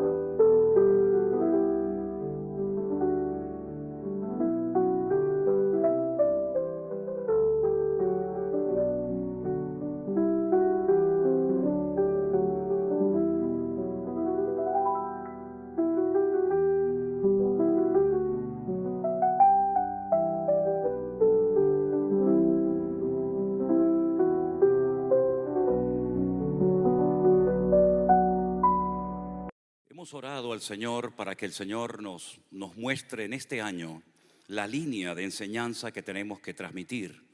Y Él puso en nuestros corazones que tuviéramos el corazón abierto y pedirle al Señor continuamente que nos haga entendidos en los tiempos. Me da mucha tristeza cuando hablo con creyentes que llevan muchos años en las congregaciones, incluso hasta en el ministerio, y me dicen, mira, yo de este tema yo no conozco nada. Yo les voy a contar una pequeña anécdota antes de leer la porción bíblica. Y es que una vez en Cataluña me invitaron un grupo de pastores para dar durante una semana unos estudios acerca de las profecías, de Daniel, Apocalipsis, Ezequiel, etc. Y yo me quedaba en la habitación con otro pastor. Y una noche él me dice, ¿tú sabes una cosa, Manuel? Yo nunca en mi vida he dado un estudio exhaustivo y profundo de las profecías bíblicas. Y le dije, ¿y por qué? Dice, porque no entiendo nada. No sé nada del tema este. Para mí es algo nuevo. Y ya digo, es una lástima ver la cantidad de creyentes que no saben nada acerca de lo que está ocurriendo y de lo que está próximamente a ocurrir. Algunos creyentes hasta me dicen, es que a mí me da miedo el libro del Apocalipsis y no lo leo. Pero es que el libro del Apocalipsis no se escribió para meterle miedo en el cuerpo a nadie, mijo. El libro del Apocalipsis tiene que ser el libro más leído por la iglesia en estos tiempos. Porque hay muchas cosas que ahí están escritas que tú y yo las vamos a ver. Y tenemos que saber qué es lo que Dios está tratando de indicarnos. Y no tener una agenda única y exclusivamente personal y pretender meter a Dios en mis planes y en mi agenda personal. Sino decir, Señor, ¿cuál es tu agenda? ¿Cuáles son tus propósitos? ¿A dónde quieres llevar a tu pueblo? Yo tengo en mi corazón que desde el año 2020, que fue el tiempo de la pandemia, Dios viene hablando claramente a la iglesia como hacía siglos que no hablaba tan claramente a su pueblo. Algunos captaron el mensaje y otros todavía están en la inopia, no se han enterado de nada. Pero yo creo que el Señor está hablando de una forma tan clara, tan directa. Simplemente lo que tenemos que decir, ¿en qué época me ha tocado vivir a mí? Porque depende del tiempo en el que yo viva, van a ser las señales que yo voy a poder ver. Es decir, si nosotros hubiéramos nacido en la época, por ejemplo, de Noé, tendríamos que habernos preparado durante mucho tiempo, almacenando comida, ayudando a Noé a construir aquel enorme barco gigantesco en medio del desierto, porque la señal de aquellos tiempos era el diluvio. Noé sabía que él no había sido llamado para construir ningún templo, ni para ir por todo el mundo predicando el evangelio, como después le dijo el Señor a sus discípulos. Él sabía perfectamente a lo que Dios lo había llamado, y la señal de su época era que iba a caer un diluvio. Cuando al Señor Jesucristo los judíos se le acercaron y le dijeron, haznos una señal que nos convenza, que por fin entendamos que tú eres el verdadero Mesías y no otro más que ha venido. Él dijo, la generación perversa y maligna está todo el santo día pidiendo señales, pero esta generación, la única señal que va a haber es la señal del profeta Jonás. Y todos sabían quién era el profeta Jonás. Jonás era un profeta verdadero, genuino de parte del Señor, que recibió un llamado para ir a un lugar llamado Nínive. Pero dice que él no quería ir, entonces dice que descendió de Jerusalén a Jafo, a Jope, y allí pagó el pasaje de un barco, se metió en el camarote de más abajo y se fue rumbo a España, porque Tarsis está en España, en el sur de España, que es la provincia de Huelva. Y la Biblia dice que estuvo 3 días y 3 noches en el vientre de un enorme pez. Y el Señor Jesucristo dice, así como Él estuvo en el vientre de ese pez, así estará el Hijo del Hombre 3 días y 3 noches en el vientre de la tierra. Esa es la señal de esa generación. Pero ¿cuál es la señal de nuestro tiempo? ¿Qué es lo que tenemos que estar esperando que suceda? ¿Y qué es lo que no tenemos que dedicarle ni un minuto de nuestro tiempo para no estar haciéndonos una idea errónea del tiempo en el cual el Señor nos ha colocado a nosotros hoy en día? Presten atención a esta porción de la Biblia que es realmente interesante. Con respecto a la venida de nuestro Señor Jesucristo y nuestra reunión con Él, os rogamos, hermanos, que no os dejéis mover fácilmente de vuestro modo de pensar, ni os conturbéis ni por espíritu, ni por palabra, ni por carta como si fuera nuestra, en el sentido de que el día del Señor está cerca. Nadie os engañe en ninguna manera, porque no vendrá sin que antes venga la apostasía y se manifieste el hombre de pecado, el hijo de perdición. el cual se opone y se levanta contra todo lo que se llama Dios o es objeto de culto, tanto que se sienta en el templo de Dios haciéndose pasar por Dios. ¿No os acordáis que cuando yo todavía estaba con vosotros os decía esto? Ahora vosotros sabéis lo que lo detiene, a fin de que a su debido tiempo se manifieste. Porque ya está en acción el misterio de la iniquidad, solo que hay quien al presente lo detiene, hasta que él a su vez se ha quitado de en medio. Y entonces se manifestará aquel inicuo, dice la Biblia en el versículo 9. Inicuo cuyo advenimiento o aparición o manifestación es por obra de Satanás con gran poder y señales y prodigios mentirosos, con todo engaño de iniquidad para los que se pierden, por cuanto no recibieron el amor de la verdad para ser salvos. Por esto, dice la Biblia, Dios les envía un poder engañoso para que crean a la mentira, a fin de que sean condenados todos los que no creyeron a la verdad, sino que se complacieron en la injusticia. Yo les voy a hacer una declaración en esta mañana. Hoy no va a venir el Señor Jesucristo. ¿Cómo dijo? Hoy no va a venir el Señor Jesucristo. Pero hermano, ahí me dijeron que podía venir en cualquier momento. A mí me da igual lo que ustedes le enseñaron, amigo. Pero hoy no va a venir el Señor Jesucristo. ¿Y cómo lo sé? Porque la Biblia dice que hoy no va a venir el Señor Jesucristo. Si al final del servicio, como ustedes llaman, para nosotros el servicio es el baño, por eso me cuesta decir servicio, ¿no? Pero bueno, al final del servicio, si vino el Señor en la gloria, les pediré perdón a todos y a cada uno de ustedes. Pero les puedo asegurar de que hoy el Señor Jesucristo no va a venir. Mañana usted se va a levantar y va a volver a ir a trabajar y va a sus estudios o a lo que se dedique. No puede haber más desgracia en la vida de un creyente que ser un ignorante en cuanto al tema de las profecías bíblicas. Si usted coge la Biblia, se va a dar cuenta de que el libro sagrado que contiene más profecías bíblicas o más profecías referentes al futuro es la Biblia. En el Corán no hay ni una sola profecía, ni una. Usted coge todos los libros sagrados de todas las religiones y no son libros de material profético. Pero 3/4 partes del material de la Biblia, todos son profecías y profecías. No todas son iguales, no todas van en la misma línea, evidentemente. Hay profecías, por ejemplo, que ya se han cumplido y le dan credibilidad a las que faltan por cumplirse. Hay profecías que aún no se han cumplido y hay otro tipo de profecías que se han cumplido en parte y en otra parte todavía no. El Señor Jesucristo, cuando salió del templo de Jerusalén, sus discípulos se le quedaron mirando y le dijeron: Señor, ¿te vas tan rápido y no miras lo bonito que es nuestro templo? El Bet HaMikdash, la casa santa, ¿no? Y el Señor Jesucristo dice: mirad todo esto, porque no quedará piedra sobre piedra que no sea derribada. Ellos salen del templo, del monte Moriah. La palabra Moriah significa en hebreo el monte donde Dios es mi maestro. Cruzan el torrente del Cedrón y se meten en el huerto de Getsemaní, en el monte de los olivos. Y allí 4 de sus discípulos, Pedro, Jacobo, Juan y Andrés, le dicen aparte: Señor, ¿cuándo serán estas cosas? ¿Y qué señal habrá de tu venida y del fin del siglo? Y gracias a esa pregunta que ellos le hicieron al Señor, tenemos todo el capítulo 24 de Mateo, que lo podemos complementar con Lucas 21, donde él da una lista enorme de señales proféticas que nos indican cuánto tiempo queda para el final de los tiempos. Es como cuando usted, por ejemplo, coge una ruta, una avenida, una autopista, y usted quiere ir a un lugar, pues por el camino usted va teniendo información acerca de cuánto falta, si hay una gasolinera, si hay un cruce o lo que sea. El Señor nos ha dejado muchas señales, muchas indicaciones en el camino, para que la iglesia en todo momento pueda saber cuánto falta, qué tengo que hacer, cómo tengo que prepararme, cómo tengo que reaccionar ante lo que está ocurriendo. El Nuevo Testamento se escribió en griego, no en arameo, el idioma que hablaba el Señor, ni en hebreo, el idioma que se hablaba en el templo. He notado, por ejemplo, una de las cosas que me llama mucho la atención cuando voy a las iglesias es cómo se llama la iglesia. Y ustedes han escogido 2 palabras del idioma griego, la primera y la última, la alfa y la omega. En hebreo sería Aleph Tav, la iglesia alfa y omega. Es interesante notar porque en el Nuevo Testamento usted va a encontrar que el Señor Jesucristo dice que antes de su venida Él dejaría señales, indicándonos a nosotros los creyentes cuánto tiempo falta para el cumplimiento de las profecías. Ahora, durante siglos los creyentes se estuvieron preparando para el retorno inminente de Cristo, pero la realidad es que todos seguimos aquí. En el Nuevo Testamento, que se escribió en griego, hay 2 palabras para hablar de las venidas de Cristo. ¿Por qué? Porque la Biblia habla de 2 apariciones físicas y visibles del Mesías. Una que ya se cumplió en su primera venida, cuando nació en Belén de Judea, etcétera, etcétera. Y esa palabra que se utiliza es la palabra epifanía. La Epifanía es la primera venida del Mesías. Pero la segunda palabra que solamente se usa en la Biblia para hacer referencia a su segunda aparición es la palabra parousia.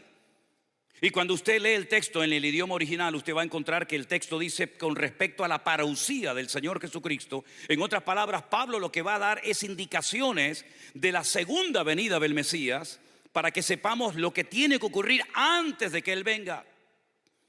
Y dice que antes de que venga el Señor se manifestará el hombre de pecado o el hijo de perdición. La pregunta es, ¿quién es este caballero? ¿Quién es este personaje? En la Biblia el nombre es tu código genético espiritual. Todos tenemos un código genético físico. Los padres transmiten su genética a sus hijos, a la siguiente generación. Pero espiritualmente también podemos transmitir nuestra espiritualidad para bien o para mal en las personas que nos rodean. Podríamos hablar largo y tendido de todo esto. Por eso hay momentos en la Biblia en los que Dios le cambia el nombre a ciertos personajes. Por ejemplo, Abraham no tiene ninguna letra del nombre de Dios. Por eso era una persona que, estaba limitado en muchos aspectos, hasta que el Señor se mete en su vida y le cambia el nombre, y entonces se convierte en padre de multitudes.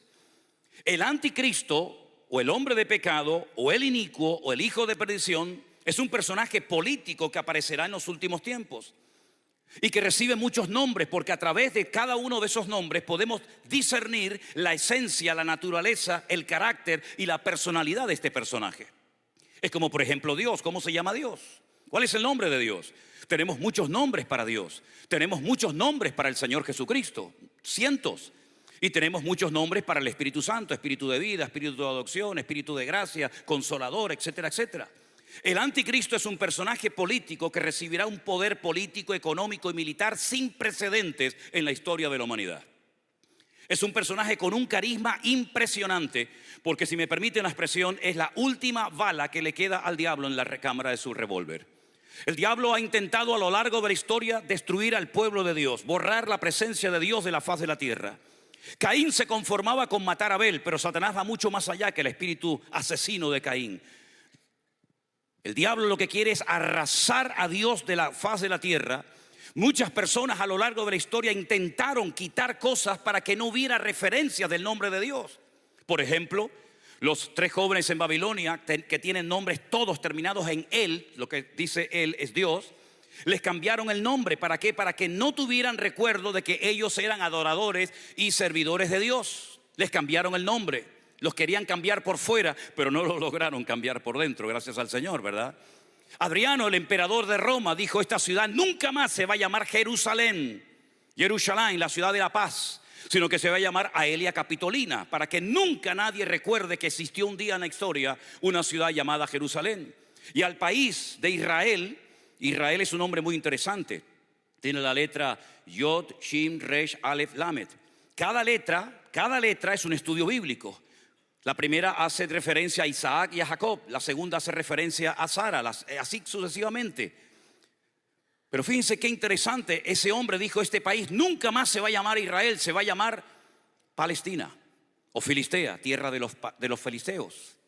Y así el diablo ha intentado cambiar el nombre de las personas y de los lugares para que no haya recuerdo de Dios. Pero el anticristo va a ir mucho más allá.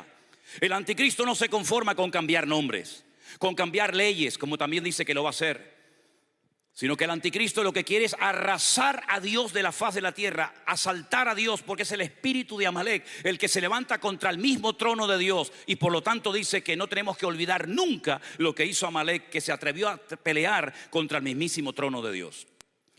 El anticristo es tan prepotente, tan soberbio y arrogante, que dice que cuando se reconstruya el tercer templo de Jerusalén, que por cierto ya está todo listo y preparado, y probablemente este año, el próximo, vamos a comenzar a ver la reconstrucción del tercer templo de Jerusalén, porque ya el pueblo de Israel tiene la autoridad y la libertad a través de las leyes de su país para poder subir a la explanada del templo y hacer algo paralelo, similar a lo que era el templo antaño. La Biblia dice que llegará el momento en el que este hombre se va a sentar en ese templo, haciéndose pasar por Dios y exigiendo a la gente adoración y que le rindan culto.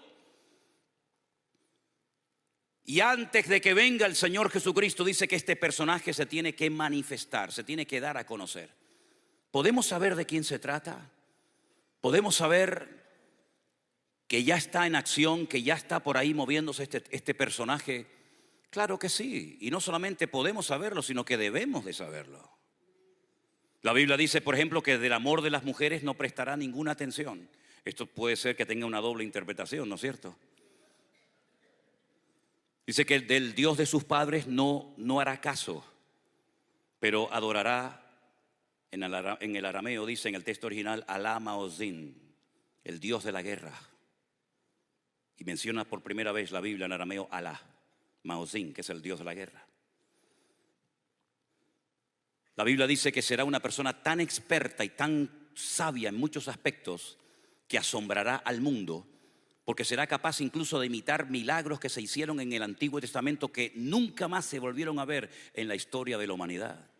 Recibirá el apoyo, como dije antes, económico y militar de muchas naciones de la tierra. Y dice la Biblia que tendrá como una especie de representante, una especie de manager, una especie de persona que le hace la publicidad, que se llama, según la Biblia, el falso predicador o el falso profeta.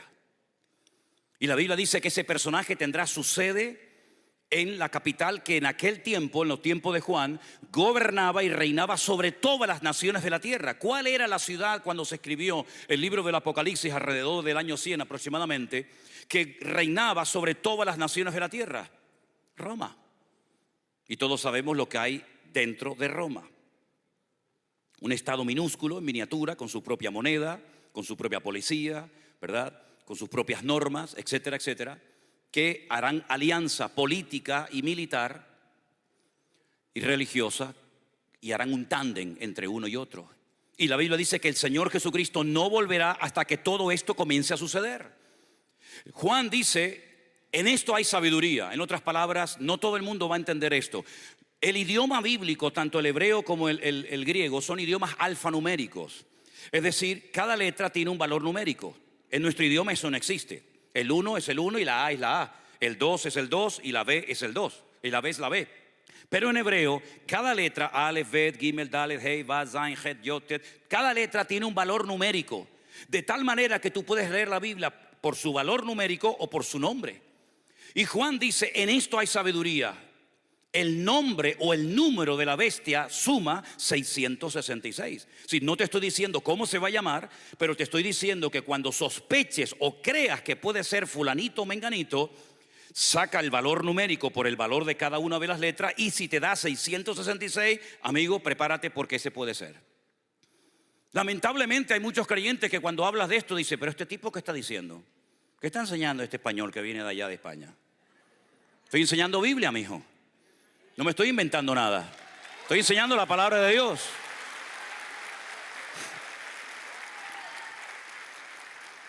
Entonces, ¿cómo no vamos a leer el libro del Apocalipsis si estamos a punto de ver cosas que ninguna generación de creyentes ha visto a lo largo de su historia? Y es interesante notar porque hay como un patrón que se repite, ¿no? Como algo que es reiterativo. Por ejemplo, dice la Biblia que para poder conocer el futuro,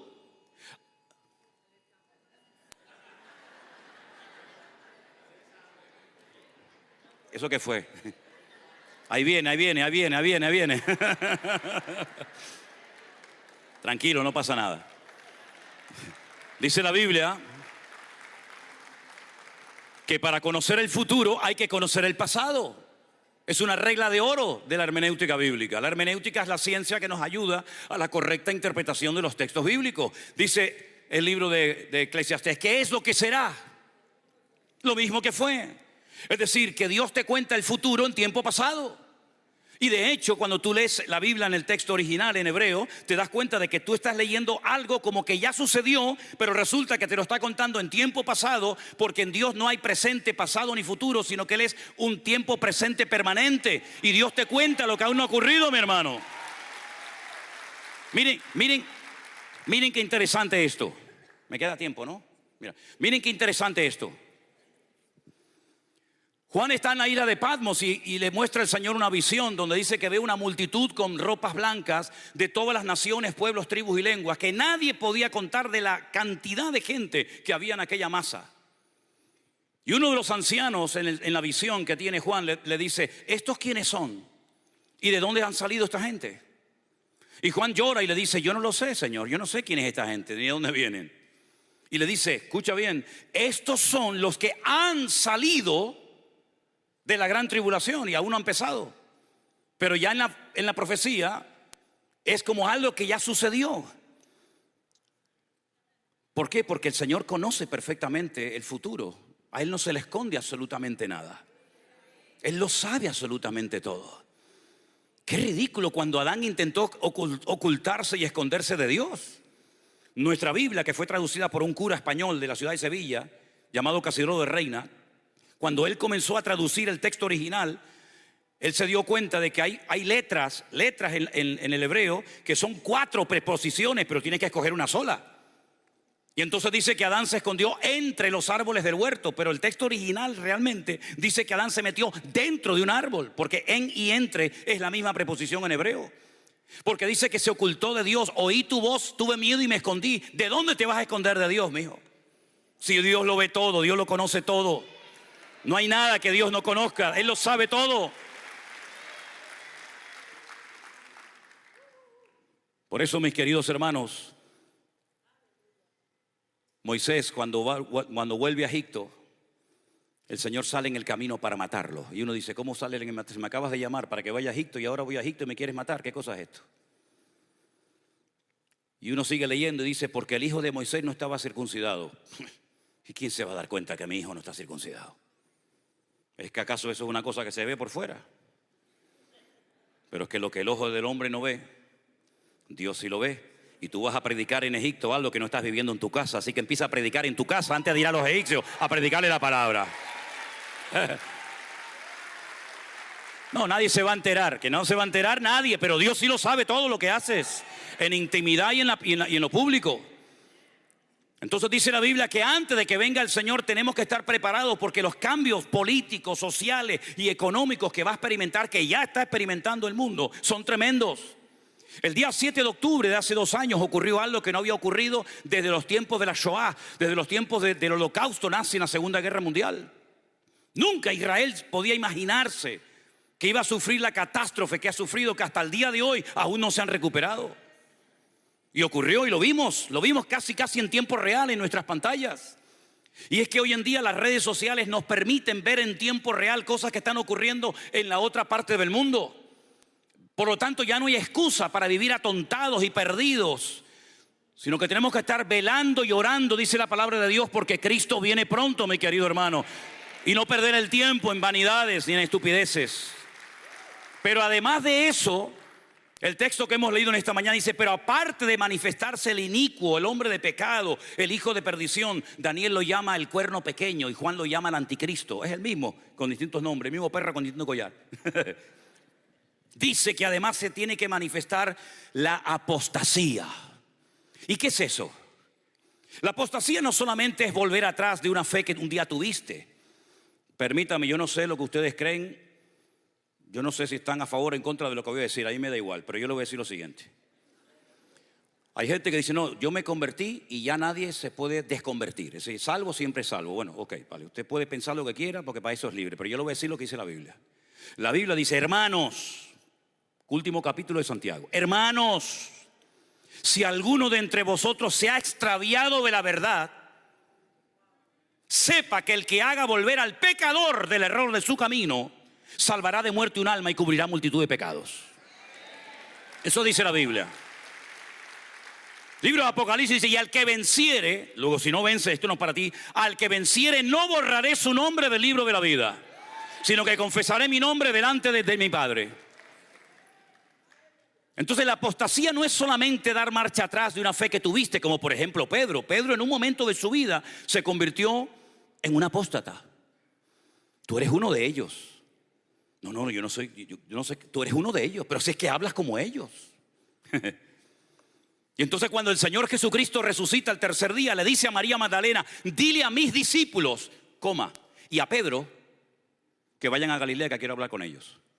¿Por qué no dice, dile a mis discípulos y ahí mete a Pedro? Porque tú dijiste que no me conoces. Y si no me conoces, ni tú quieres saber nada conmigo, ni yo contigo tampoco. Pero como yo soy Dios, y yo soy un Dios que restaura, perdona y olvida el pecado, dile que también suba, que yo lo voy a ayudar a restaurar otra vez su vida. Bendito sea Dios. Mi discípulo y a Pedro. Así que la apostasía es mucho más que una persona que conoció, se enfrió, se apartó, se volvió atrás y bueno, etcétera, etcétera. La apostasía es la pérdida total y absoluta de valores y de principios morales y espirituales. Estamos en una época de relativismo, donde todo vale. Por ejemplo, en España, en Europa, hay gente que se ha casado con una gallina. ¿Qué le ven acostarse con una gallina? Ah, bueno, como están los huevos aquí tan caros, a lo mejor será por eso.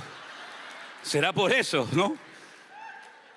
Hay un tipo en España que se gastó 14.000 euros porque desde pequeño él sintió que era un perro. Y se hizo una operación y tú lo ves y parece, hasta levanta la pata cuando va al baño. Porque él sentía que era un perro. Es decir, vivimos en un mundo tan ridículo, pero tan ridículo que cuanto más ridículo y más absurdo y más raro sea la idea, más la creen y la sigue la gente. Bueno, ahora dice que hay un problema con Blancanieves porque el beso que le dio el príncipe no fue con permiso y ahora pues lo van a denunciar. Unas cosas ridículas, absurdas. A mí me pasó hace tiempo, yo le aguanté la puerta a una hermana, era una pagana, no era una hermana. Le aguanté la puerta a una señora que entraba y me dice, esto es un acto machista, ¿eh? Digo, bueno, en mi época era un acto de educación. Ahora, si usted dice que es un acto machista, la próxima vez se la abre su marido si es que lo tiene. No, es tremendo, una cosa de locos, una cosa de locos. Ya estamos viviendo en esa época, Yo no sé aquí en los Estados Unidos, pero yo vivo en las Islas Canarias. Nosotros vivimos del 1 de enero al 31 de diciembre del turismo. Pero turistas que van allí a hacer lo que no se atreven a hacer en sus países. Porque allí nadie los conoce, allí nadie los ve. El inglés, el noruego, el finlandés, el italiano, etcétera. Y van allí, tú dices, son auténticos salvajes. Pero luego lo ves en su país y tú lo ves con chaqueta y corbata y dices, el señor tal. Señor, es un demonio. Es un hipócrita. ¿Por qué? Porque todo vale, todo está permitido en los colegios, en las universidades, incluso hasta en algunas iglesias. Que para que la gente no se vaya, no le llame la atención porque se van y si se van son muchos diezmos lo que se van. Que se vaya, como si yo viviera de tus diezmos. Si yo cuando estaba en el mundo endemoniado hasta las orejas no pasé hambre, ni frío, ni me pasó nada, ahora en Cristo soy más que vencedor, dice la palabra. Aleluya. Imagínate tú. Me acuerdo que teníamos una familia hace años en una de las iglesias que abrimos allí en España y le tuve que llamar la atención a la hija, a una de la familia, y entonces se lo dijo al papá. Y el papá vino, era así un mastodonte, era un gorila. Sí, y me viene así todo tal y me dice, tienes que tener cuidado cómo tratas a mi hija. Digo, sí. Y digo, ¿por qué? Dice, porque nosotros somos muchos en la iglesia y si nos vamos muchos diezmos. Le digo, mira, te voy a decir una cosa, ¿sabes una cosa? Le iba a llamar gorila, no me atreví a llamarle gorila, pero digo, mira, te voy a decir una cosa. A mí no me vengas con esos rollos, no me vengas con esas historias con amenacitas. Y además te voy a decir una cosa, a partir de ahora le voy a prohibir a los ujieres que cuando pasen la cesta de la ofrenda tú pongas un centavo dentro. Tú no vas a diezmar ni a ofrendar nunca tu vida en esta iglesia. Y me dice, no, espera, que hay más, espérate. Y me dice, pues entonces nos vamos. Y te digo una cosa, si nos vamos, ni 3 meses va a durar esta iglesia. Le dije, ¿a qué no? El tipo se fue y la iglesia duró 20 años. ¿Me entiendes? ¿Qué te parece? Hemos llegado a un punto en el que en la sociedad en la que vivimos todo vale. Y la Biblia dice que eso era una señal profética porque el Señor Jesucristo dijo que antes de su venida viviríamos parecidos a la generación de Noé. Y la generación de Noé era una generación depravada, perversa, una promiscuidad sexual brutal. Y el Señor dijo, basta. Y por eso nosotros tenemos que estar preparados. Dice, no os sorprendáis del fuego de prueba que os ha sobrevenido, hermanos. Como si alguna cosa extraña os aconteciese. En otras palabras, tenemos que estar preparados para estas locuras y para más que viene todavía. Pero no se preocupen, queridos hermanos, que ni la muerte, ni la vida, ni ángeles, ni principado, ni potestad, ni lo presente, ni lo porvenir, ni lo alto, ni lo profundo, ni ninguna cosa creada nos podrá separar del amor de Dios en Cristo Jesús. Antes vienen todas estas cosas, somos más que vencedores. Y a su nombre, aleluya, gloria a Dios. Sí, el mundo va de mal en peor, pero nosotros vamos de gloria en gloria, de victoria en victoria, de bendición en bendición y de triunfo en triunfo. Ese es el diseño de Dios para la iglesia. Pero la iglesia tiene que tener base. No moverse por emociones, no moverse por sentimientos, sino moverse por principios bíblicos, fundados en la palabra del Señor, filtrando todo lo que oímos, filtrando todo lo que sentimos. ¿Por qué? Porque no es el Señor el que se tiene que adaptar a mi vida. Soy yo el que me tengo que adaptar y seguir al Señor todos los días de mi vida. Gloria a Dios. Así que mis queridos hermanos, dice que hasta que todo esto se manifieste, tranquilos, renueven su comunión con el Señor, pongan su mirada en el Señor, no tengan miedo de nada ni de nadie, porque es verdad que el Señor viene pronto, pero esto va a ir cada vez de mal en peor. Esto va a ser tremendo. Nosotros llevamos más de 20 y pico de años viajando 3, 4, 5 veces al año a Israel. Y conocemos bastantes hermanos, pastores, iglesias y la situación de allí. Y es terrible ver cómo ese país tan bendecido, donde nacieron todos los profetas, todos los discípulos del Señor, donde tantos milagros ocurrieron, cómo está endurecido y ciego, ¿verdad? Y rechazan al Mesías constante y permanentemente. Y cómo hay grupos que persiguen y esperan a los creyentes cuando salgan de las congregaciones para insultarlos, apedrearlos y meterse con ellos. Pero ¿saben una cosa, hermanos? La Biblia dice que donde abunda el pecado, sobreabunda la gracia. Ahora bien, procure que su vida esté alineada en santidad, en orden y en obediencia con el Señor.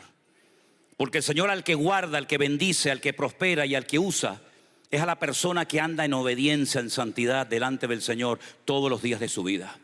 Procure no solamente tener información, porque la información no es formación.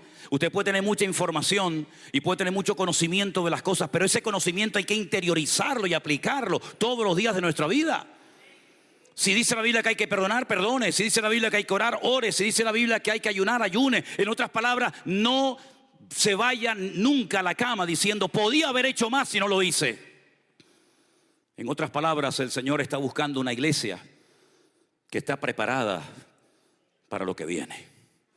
Y dice la Biblia que cuando Él venga no va a ser como la primera vez que vino, que poquitos se enteraron. Qué tremendo cuando el rey Herodes se entera por aquellos magos, no reyes, magos de Oriente, observadores de las constelaciones. Porque no sé si sabían que todas las profecías de la primera y de la segunda venida están escritas en las estrellas. Todas las estrellas tienen un nombre hebreo. Y usted las traduce y dice, mira, él tenía que nacer en Belén de Judea de una virgen de la tribu de Judá. Y estos hombres observaron las estrellas y dijeron, ya ha nacido el rey de los judíos, porque su estrella hemos visto en el oriente. Su estrella hemos visto. Y cuando llegan a Belén, al Herodión, donde vivía Herodes, le dice, venimos a adorar al rey de los judíos. Imagínate decirle al rey que estaba allí, venimos a adorar al rey de los judíos, pero no eres tú. Tú eres un rey que te pusieron. Y el que te pone mañana te quita. Nosotros venimos a adorar al rey de los judíos porque su estrella nos ha guiado hasta aquí. Y dice la Biblia, vayan, adórenlo y dígame dónde está para que yo también vaya a adorarle. No fue nunca, al contrario, dio una ley para matar al niño. Porque el diablo a lo largo de la historia siempre ha tratado de impedir que las promesas de Dios se cumplan.